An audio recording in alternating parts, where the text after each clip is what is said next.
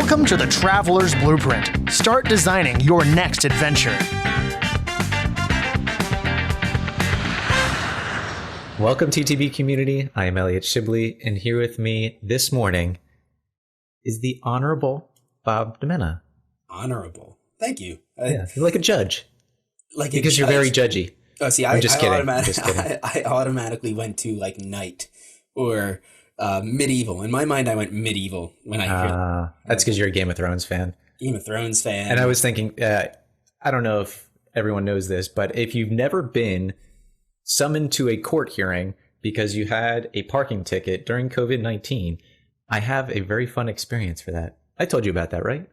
Did you? I don't know. Yeah, last August. Yeah, part of the Travel Bites, I had my first court hearing ever to dispute a parking ticket that I actually paid for.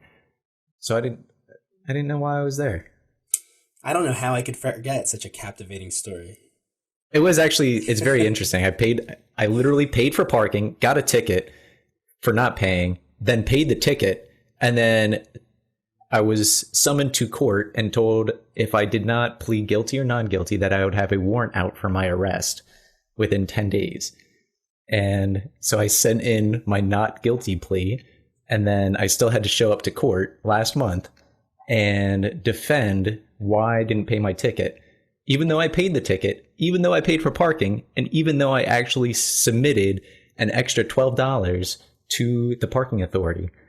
And I showed up, took me 3 minutes to make my case, and I was like, I don't know why I'm here, to be honest. And the judge was like, you know what? You went through a lot of frustration. I'm just dismissing this case. Well, that was nice of him. Yeah, but I still had to show up. I was unbelievably nervous because I'd never been to court, never done anything like that. If you watch Better Call Saul, it was like one of those public defendant style things. Like I just represented myself. There was one other person in the room. Yeah, you've never had to stand in front of a judge for like a speeding ticket or anything? Nope, never. No? Oh man, I must. Well, I've never objected to one.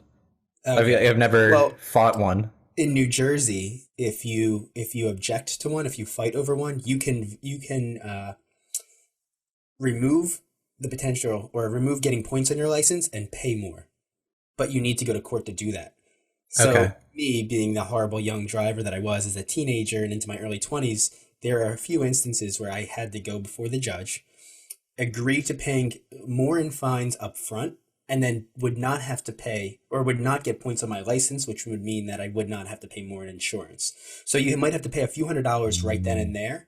But it saves you a few $100 in insurance. But it saves you down the road, correct. And you end up paying less. So if you have the funds, that's one way to do it. And it's all just part of their stupid system that to make you pay more. Lots of money. Let's get off of this. Sorry, that was a big side tangent. But if you're interested in hearing more or curious about it yourself, reach out to me. I'm happy to talk about it. Okay. So thank you for tuning into the Travel Bites podcast, where we actually talk about travel, not the court system of the United States of America. So if you haven't yet, go to our website, subscribe to our newsletter. You'll get a free cheat sheet that breaks down tidbits of information on how you can get better research a trip, whether it's through hotel accommodations, airfare, things like that. I also provide a travel consulting services. You and I can sit down one-on-one, and I will help you plan your trip abroad from the very beginning all the way to the very end. Everything from cheap airfare, again, to figuring out hotel and restaurant reviews, navigation of the city, creating a blueprint, a map for your urban navigation. You and I together, just like Elliot and I are sitting across in Zoom, you and I would do that, and we would go through the nitty-gritty details of your trip. Wow, that sounds amazing. It's something that I enjoy. I'm passionate about it. I love doing that. And for me to be able to help people do it now is something that I really enjoy. And I look forward to doing for as long as I'm capable. So if you're interested and you're planning a trip abroad, when you're capable of doing so, reach out. I'd be more than happy to help. Well, other than that, we have a new travel podcast series coming out. Well, we released one episode. We kind of put it on hold, but we're going to move forward with it very shortly. It's called Travel A Roundtable. Each month, we're going to break down a new topic as it relates to the diversity of our planet, cultural diversity, environmental diversity, whatever it may be. 6 people are going to be on the podcast at one time, and it's just a group discussion on whatever the topic is that month. If you are listening to this and you are in the travel industry, you're a tour guide, you're a travel blogger, you're whatever you may be, and you want to join the panel, reach out to us. Send us an email at thetravelersblueprint@gmail.com with your website and your credentials, and we will add you to the list of future guests based on a topic that we're going to have down the line. Let's see here. Last two more things. Join us on social media, Instagram and Facebook. We post pictures of our guests that are provided to us by our guests that coincide with the conversation we have that week. It's a great way to add context to the podcast and engage with us on that specific conversation. In addition to that, YouTube, we are now posting videograms, video snippets, and the full-length video conversation to YouTube. So we are now doing our full 1 hour podcast in video format to YouTube for your viewing pleasure. If you want to take a look at our faces and enjoy our content that way, you're more than welcome to. Lastly, as most of you know, if you're a longtime listener of the podcast, we are out of the Philadelphia area, and we now have a Philadelphia tour guide under our belt. His name is Keshler Thibert. He is a close friend of the podcast. His podcast is going to be released shortly. We had him on This month, to talk about all things Philadelphia. And he's actually joining us for 2 episodes of the Travel Roundtable podcast series. So look for him to be a more active member of the Traveler's Blueprint in the months to come. this week's Travel Bites will go over a man who was piloting a jetpack in Los Angeles. And we'll go over major airlines and how they are canceling their change fees. Just to clarify that. We give an update on the U.S. travel restrictions from different states where you can travel from the state you're in, and if you have a restriction when you return. And if you are an essential worker, stay tuned for a very exciting update where you could potentially win a free vacation. And then nanoneedles. What the hell are they? And are they coming to an airport near you? And then a fun one. Tom Cruise rented 2 cruise ships, which I think is very appropriate. I mean, they're cruise ships. All right, anyway, for a movie he's producing. I think it's the 7th installment of the Mission Impossible series. So we'll give a little bit of information on that. All right, Bob, talk about this jetpack. This one is pretty interesting. So pilots, just like lining up with how 2020 has been going so far, pilots flying into LAX on Sunday, August 30th, reported a man on a jetpack as they approached landing at the airport. So it was a flight. Was it Tony Stark? It could have been, right? Isn't he out of LA? So the FBI is now investigating this. It's incredibly dangerous, obviously, to have a man flying in close proximity to one of the busiest airports on the planet, but they still haven't found the guy. They don't know who did it. So it's been 6 days? It's been, yeah. Almost a week.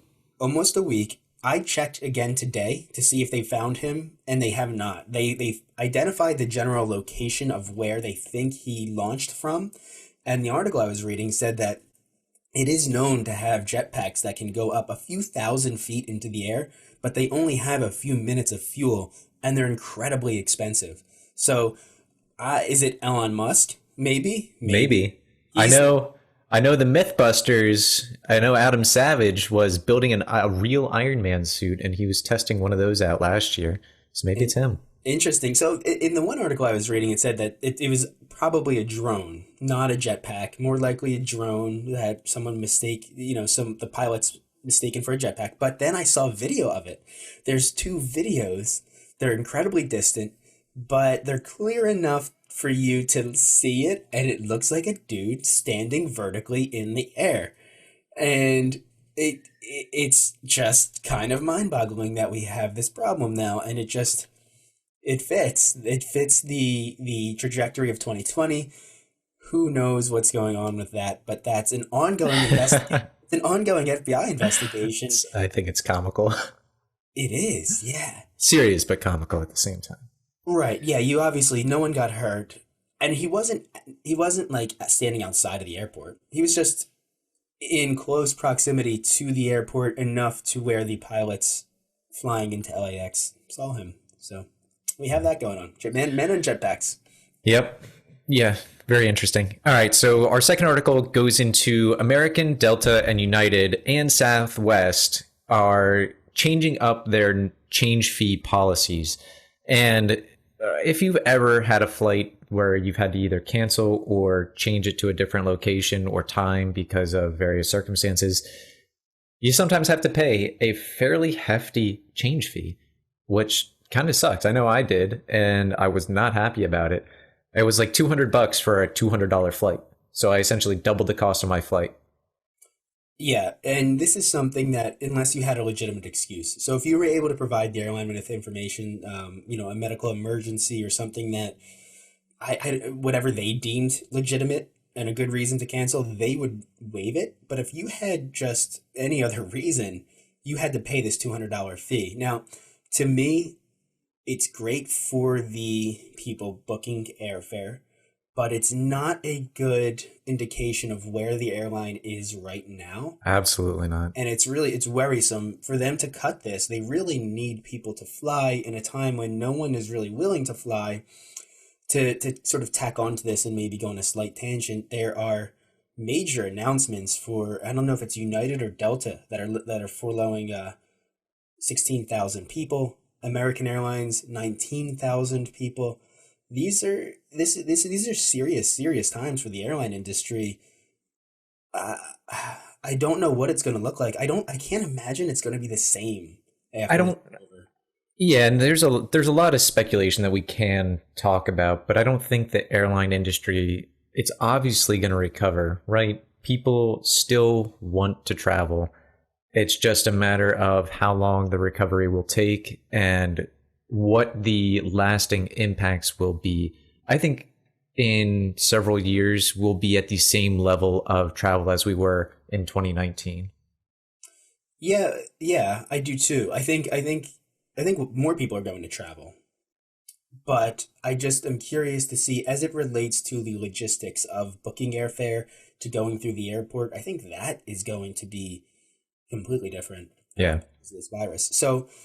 So there are, I'm just going to go through a few of these details really quick. American, Delta, and United are waiving fees for all tickets except basic economy. Southwest is waiving all fees because they do not even have a basic economy option. Award tickets are included for American, Southwest, and United, not Delta, so your points are safe. That means if you booked with points and you need to change your fee, you can do so through American, Southwest, and United, not Delta. If you switch to a cheaper flight, then you get credited the difference with American or Southwest. With United, you lose the value, and Delta has not made an announcement either way at this point. If you switch to a more expensive flight, you will owe the difference with all the airlines, obviously. Makes sense. Yeah. And if you cancel, you cannot get a refund with any airline, and the only airline to allow you to convert credit to points is Southwest, with conditions that you would have to figure out at the time you cancel the flight. And note that these destinations for American Airlines is pretty much the entire United States, plus Puerto Rico and the U.S. Virgin Islands, Mexico, Canada, and the Caribbean. For Delta, it's all domestic destinations, Puerto Rico and the U.S. Virgin Islands. For Southwest, it's all destinations. And for United, it's all domestic destinations, including Puerto Rico and the U.S. Virgin Islands. So I don't think international flights are included on these at this time, except for the ones listed for American Airlines. Correct. Yeah, that's what I took from it too. Okay, let's move on to the next article. So COVID-19 in September, there are states that have travel restrictions still. I believe the CDC said that there are no more, but there are no state, or you're not requiring it, or they're not recommending it. I forget what it is. This is not related to that. This is which states in particular have their own travel restrictions in place. There are 17 of them that currently have it in place as of September 1st. Yep. So we'll list the 17 and then we'll go into some of the ones that you guys are living in. So Alaska, Connecticut, Hawaii, Illinois, Kansas, Kentucky, Maine, Massachusetts, New Hampshire, New Jersey, New Mexico, New York, Ohio, Pennsylvania, Rhode Island, Vermont, and DC. Now, if you live in any of those locations, there are travel restrictions if you go to specific other states. If you're not on this list, you do not have any travel restrictions, but that does not mean you shouldn't take precaution. So for those living in Pennsylvania, there are a list of 20 states that you are recommended to do a self-quarantine after returning from. Go to the state health website to find out what those states are. Similarly, New Jersey and New York seem to have the same policies, and they have 33 states that you have to quarantine if you travel to. So since a lot of our listeners are based in Pennsylvania, New Jersey, and Indiana, South Carolina, and California, we listed pretty much all of those all the information that you need.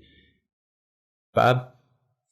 Yeah, so for more information, make sure you just go to your state COVID-19 travel guidelines. And for the most part, states are recommending you stay quarantined for 14 days, regardless of whether or not you test negative. Yep. That is an important point, because I think a lot of people ask that if I come back from traveling to one of those states listed on my travel restrictions, and if I get a test when I come back and it's negative, does that mean I have to quarantine still? And the answer is yes. The recommendation is that even if you test negative, you should still quarantine, because the tests seem to be only truly effective if you are showing symptoms, and it is known that symptoms may not appear for 2 to 14 days, which is why we have the 14-day quarantine. Right. Yep. And we are going to link this article in our show notes. So if you want to actually break down or get a better breakdown of what your state is requiring, you can click the link in our show notes, and there's a lot more information on each individual state and what they're saying you should do. Mm-hmm. So this next one is very exciting for essential workers. And this isn't the first time we've listed something like this, and we like doing it because it gives a little bit of hope, right? It does, yeah. And this is a company that I've used with my wife, Contiki. They're Australia-based, and we signed up for a trip with them back in 2015 to go to Thailand, and had an incredible experience. I love it. I talk about that trip all the time. I made lifelong friends on that trip that have been on this podcast. I highly recommend using them. Now there's another reason that I'm going to support this company, and it's because they're offering $2,500 as well as 5 $500 travel vouchers and Contiki merchandise to an essential worker that you can nominate. You can start nominating people today. That picked up on September 2nd. Elliot, are you going to nominate anybody? I probably will. I might nominate Amanda. I did already. You did? Yeah. Oh, then Amanda. I won't. Not Amanda. Oh, I was like, why did you nominate Amanda? Yeah. Did you nominate Marlia? Of course. Yeah. Nice. And What about Sarah? I'm going to nominate. Are you saying that because you know Sarah's listening? Oh, yeah. Yeah. Well, she's an essential worker. She is an essential worker. No, I did. I thought about going back and nominating Sarah and my sister, Laura, too. Right. So you could do this. You have to submit this by October 10th, and the winner will be announced on October 31st.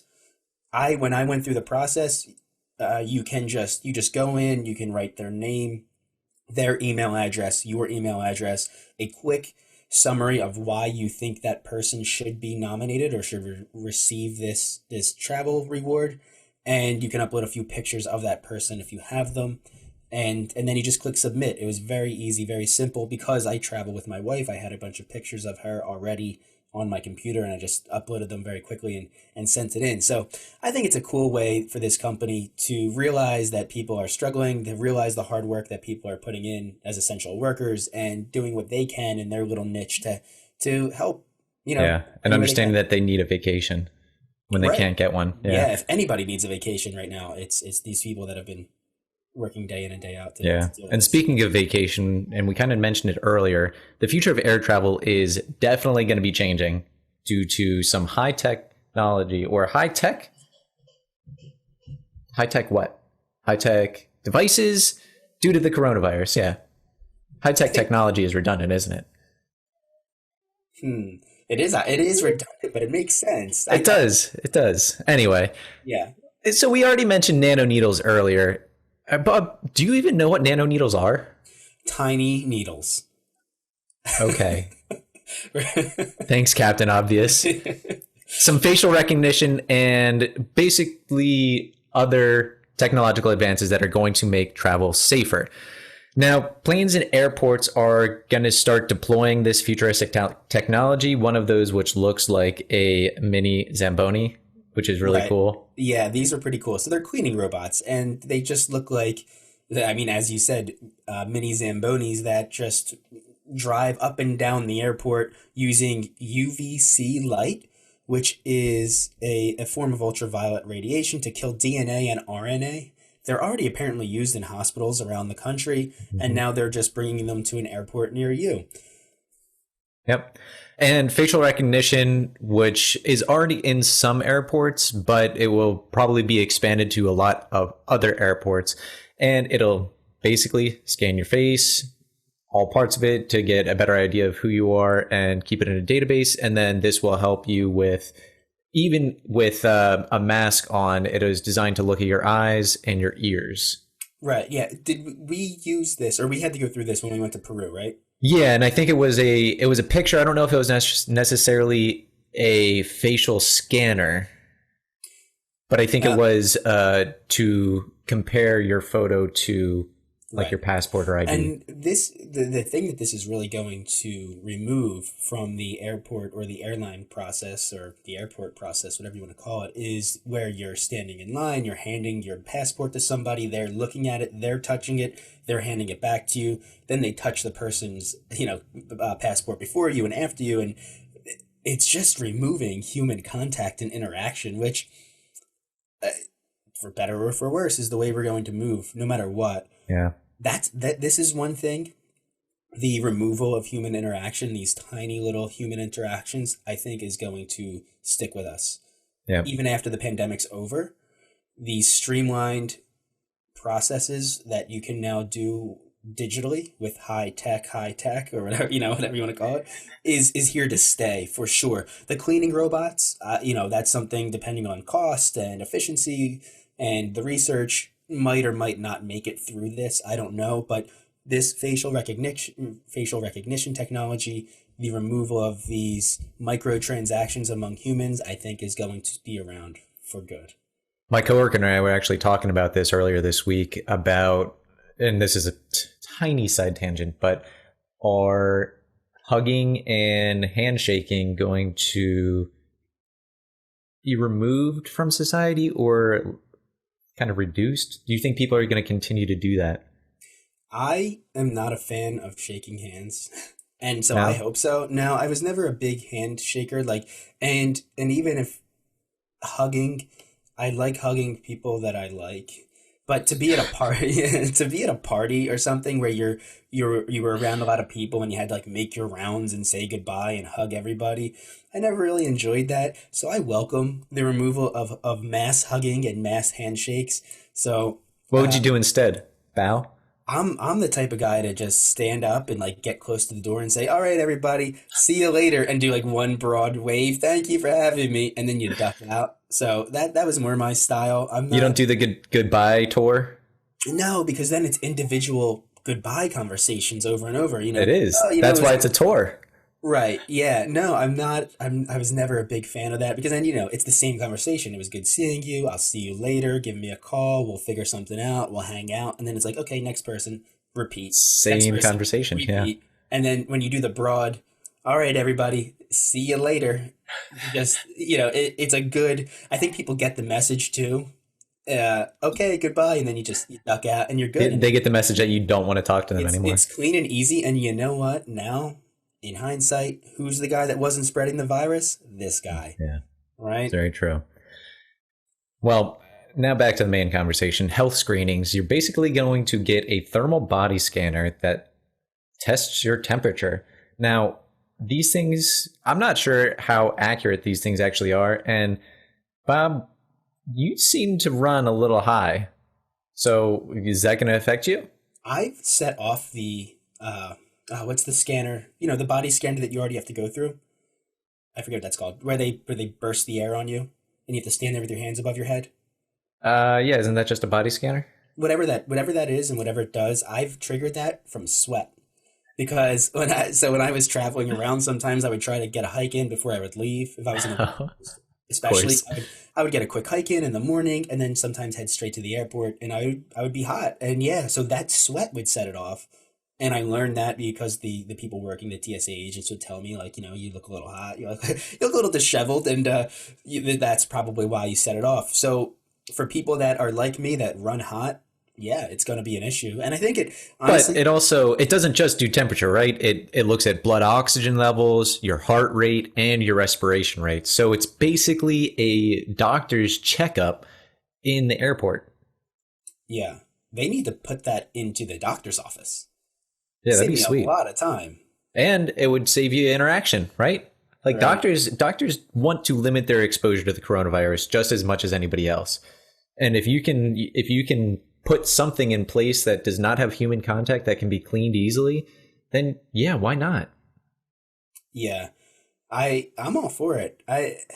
I'm all for it. I don't know. I'm not the best person to talk to about holding on to human interaction, because as much as I do like interacting with people, and we have a podcast where we literally interact with people, I I see the benefit of removing us from certain situations, from these stranger interactions. Yeah. All right, let's keep moving. Okay. So All right. there are a lot of different mobile apps that are kind of popping up all over the place between various cities that are testing them out, but also in airports. And it's essentially looking at how close you've been in contact with other people and alerting you if one of those people has contracted coronavirus. But some of these apps don't actually use your location. It's just Bluetooth interfaces that measure if you've been standing next to someone within 6 feet for longer than 15 minutes. And if that person then gets coronavirus, it gives you a notification that you should get tested. It's pretty cool. Wow. Yeah, that's But incredible. so not only is it helping you and tracking various people, but it's doing it in a private way, right? It's not tracking who they are, and it's not telling other people who it was that they came in contact with. It's just saying you came in contact with someone, and it's not tracking your location. The Bluetooth aspect of it only tracks your proximity to other people. Do you know the name of that app? I don't know it offhand. Either NPR or the New York Times did an entire article on it. I think it's based in the Virginia area, maybe. A state is trying to implement it and trying to get more people to use it. And it's a fairly new app. It's pretty cool.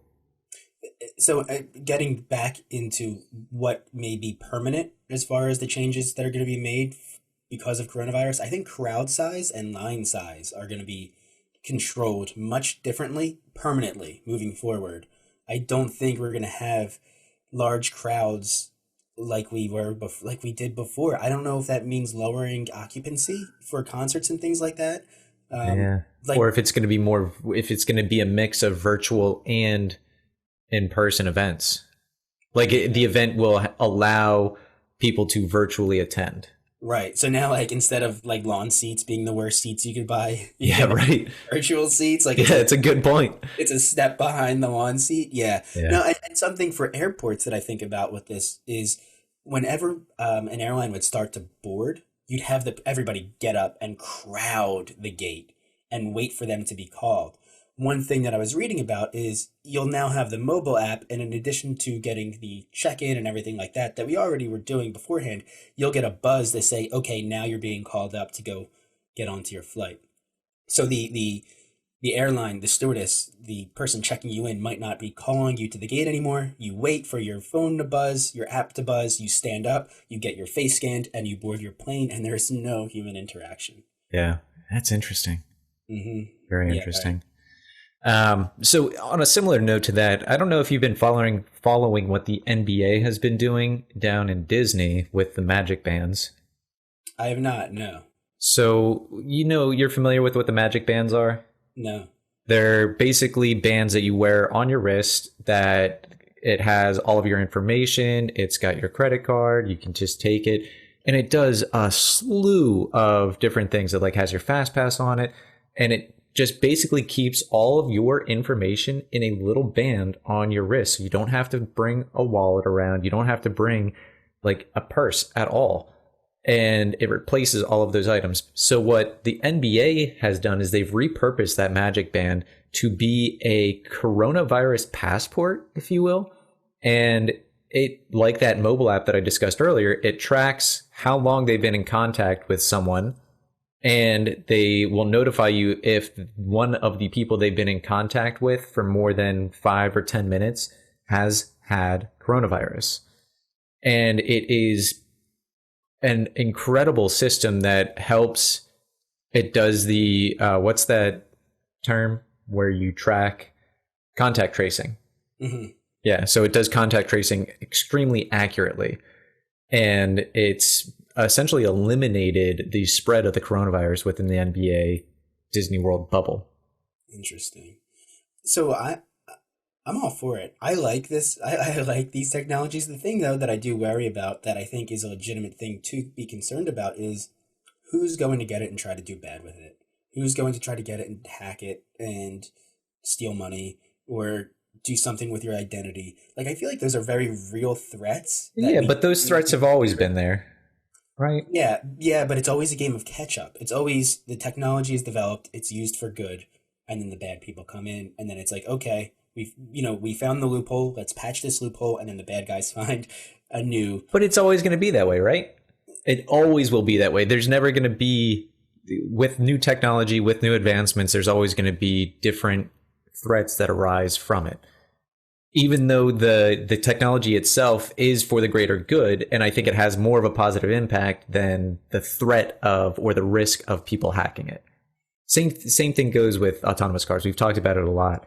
And I think the overall benefit of those cars, even though there's a chance that someone can hack it, there's a chance that someone can hack your car now because of how much computer technology is in it. Yeah. Yeah, I mean, I agree with you. I think there are people that are more concerned about the negative than I am, and that's where the pushback's going to be. To briefly go on a little quick side tangent, like the Neuralink is a great example of that. If you're listening to this and don't know what the Neuralink is, Elon Musk is proposing to drill a hole in your skull, implant a chip, and you will be He's not going to do it. A doctor will. You're going to be able to access the internet directly through your brain and communicate with people through your brain. And I know this sounds like science fiction and like it will never be a reality, but it is close to becoming a reality. It is real. They've already tested it on live pigs. It is real. It's crazy. So you and I will be able to communicate without even moving our lips. I'll be able to send you a text message with my brain to your brain. And that has been science fiction for a long time. But I think the interesting thing about the Neuralink that should be noted is that the primary use for it isn't necessarily to function as day-to-day stuff. The first thing that they want to do with it is help with cancer treatments and immunocompromised individuals. It will help your body actually fight. Yeah. I'd be curious to see how it helps people with memory loss types of illnesses like Alzheimer's. Yes. And things like that. So. Yep. And just to continue on our conversation about all of these mobile apps, these tracking services and privacy, I think it should be, we're coming to a point now where we need to ask ourselves, how much freedom are we willing to sacrifice and privacy are willing to sacrifice to enable ourselves to have more movement freedom and travel freedom. Right. And so this is something that there is a pushback on where people will say, none. I don't want to sacrifice any of my freedoms to be able to move. And then to those people, I want to say you already do. You already do. You already have a driver's license with all of your information, so you can get a car, so you can drive. You have a passport, so you can fly. Like you if you have a phone, that's all of your information. Yeah. Yeah. And you offer your information to credit card companies so you can get a credit card so you can spend more money, to a mortgage company so you can take out a loan for a house. So you do give up these personal freedoms and you do give up a lot of information already. And it comes back to what Elliot said earlier, what are you willing to, or the positives will outweigh the negative. And yeah, there's people that might steal your identity. It happens all the time. Yeah, it does. Does that mean you never get a credit card and you never take out a loan? Or I don't know. It's such a weird, there's no black and white answer to any of this. No. And that's something that I hate when people try to force you to answer something definitively. It's all gray and it's all open to discussion. And so Yeah. you can, pick and choose which way you want to go. Okay, the last thing in this article, really quick, I think we could just run through this one. Hazmat suits for flight attendants. They are changing, and some of them are very interesting looking. They're very futuristic, but airline or flight attendants, as they should, are taking this very seriously and increasing the amount of PPE. Personal protective equipment. Yes, the PPE that they wear while they work. And it's pretty interesting to see the different designs that are coming out with Philippine Airlines, Asian Airlines, and American Airlines. And so just something that you probably will see if you start to fly, maybe in the wintertime through next spring. You're going to see these flight attendants in these updated uniforms that are essentially acting as a way to protect them from spreading the virus and from contracting the virus. Yep. Yeah, I'm looking at the ones from Air Asia. They're kind of interesting looking. They look like Santa Clauses. It's like all red and white. Those are the red ones. Yeah. Some of them, they remind me of like spacesuits. We're getting very, like, I don't know what it is about developing these things that you have to look like you're part of the Jetsons. Right. It is getting to that point. All right. So the last thing is a fun one, and we already mentioned it. It is that Tom Cruise is renting out 2 cruise ships for his latest Mission Impossible movie, and he's helping out he's housing his cast and crew on these cruise ships to shoot the film, and they're basically creating their own COVID bubble. Yeah, this is very interesting.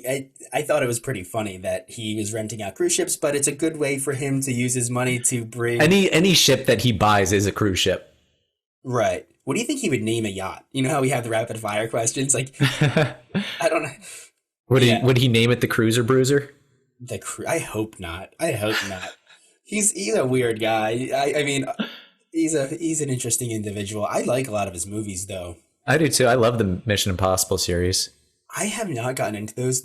What was the one where it was like The Day After Tomorrow? No, not The Day After Tomorrow. The one where he kept waking up. Oh, the Edge. Emily Blunt? Yes. Yeah. Edge of Tomorrow. Yeah, that was good. I love that film. Yeah. So fun. It was like Groundhog Day, but war. Right. It was like a video game. You kept reviving or respawning. Yeah. So that was a pretty cool movie. I think this is a cool way for him to use his money to make sure that his movie crew is as safe as possible. Yeah. Yeah. He spent $600,000 to rent these 2 cruise ships for a month. Yeah. Yeah. And yeah, good for him. Look, I might watch the movie now. So yeah. So up this month to end the show is Scott Lite again.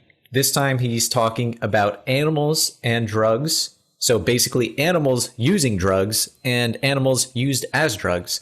And then we have Justin Jonsey, who we talk with him about him hiking Antarctica and kayaking the Tasman Sea. So basically from unsupported, with a buddy. He went from Australia to New Zealand in a kayak. It's like 2,600 miles. Mind-boggling. And then when he hiked Antarctica, it was from the edge of the continent to the South Pole and then back. He hiked back. Yeah, also unsupported. Yeah, unreal. And then the last episode of this month is Mark Watson, who discusses his trip where he cycled from Alaska to Patagonia over the course of 3.5 years. Bicycle ride. But it was a bicycle ride, 28,000-mile bicycle ride starting in Dead Horse, Alaska. He went so crazy. From Alaska through Canada, through the entire United States along the Continental Divide Trail, into Mexico, made a quick trip to Cuba, and then rode through the entire continent of South America to the edge, to the tip of South America, right? Yeah, so it was an incredible conversation. So, okay. Thank you for listening today. If you are an advocate of this show, please take 1 minute to just rate this show on iTunes or wherever it is you're listening to it. Check out our Instagram, Facebook, Twitter, social media posts. Always coincide with the podcast of the week to give you context to that conversation. And lastly, while you're at it, if you want to take 1 minute to contribute what essentially would be less than a cup of coffee per day to our Patreon page, it goes a really far way in contributing to the production and content that we create for you. And we really appreciate even if you would even consider that. So, and lastly, before we end the show, okay, we want to ask you, since we're coming to the end of the summer and the school years are kind of starting back up and we're getting to fall and the travel season's kind of slowing down, we want to hear from you what trips you had planned that you weren't able to take and what trips you did in place. How did you find, or what outlet did you use to quench your travel thirst? So reach out to us, the Traveler's Blueprint at gmail.com. You can shoot us an Instagram message. You can reach out to us on Facebook, whatever it is. We want to hear your stories. Yeah, Elliot, I know I showed you my screen on my phone today. I was supposed to be leaving for Venice today. And so if you're listening to this and you had travel plans canceled, we feel your pain. We both had travel plans canceled. Has not been a good year for people who enjoy traveling and experiencing the world in general. So one way that I'm dealing with it is, instead of going to Italy next week, we are going to get a cabin up in the woods in central New York and enjoy some peace and quiet and get away from civilization instead of embracing it and diving into it and going and visit urban areas. Tonight, Amanda and I are going to be camping outside in our backyard. That's cool. Yeah, just for fun. So that's a good little thing you can do. It's different. It's a cool experience. I'm sure it'll be a ton of fun. Yeah. All right. Stay safe. Stay healthy. Let us know what you're up to and tune in next week.